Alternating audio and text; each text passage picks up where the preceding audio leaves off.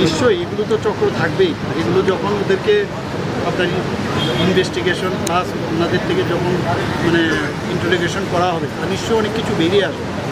সেটা তো এখন এই মুহূর্তে বলা যাবে না কারা এর সাথে যুক্ত। সামনে তো আমাদের সতেরো জেলা পরিষদের নির্বাচন হবে, তো তার আগে কি রাজ্যকে আবার চাইছে যে সেটা মনে করেন? কিন্তু আপনার বহুদিন ধরে এই ধরনের ধারাবাহিকতা তো ওদের আছেই। পাকিস্তানের মতো কিন্তু এই ধরনের ওরা এই ধরনের কাজ করে যায়। আমরা সতর্ক আছি এবং আমি আশা করি যে এইগুলো খুব বেশি একটা মানে সাহস পাবে না আগামী দিন করার।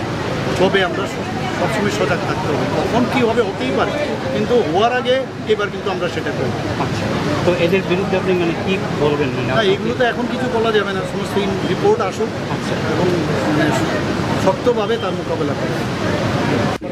রাজ্যের জনপ্রিয় মুখ্যমন্ত্রী প্রফেসর ডক্টর মানিক সাহা রায় এবং আগরতলা পৌর নিগমের মাননীয় মেয়র ও বিধায়ক দীপক মজুমদার মহোদয় অনেক অনেক ধন্যবাদ ও কৃতজ্ঞতা।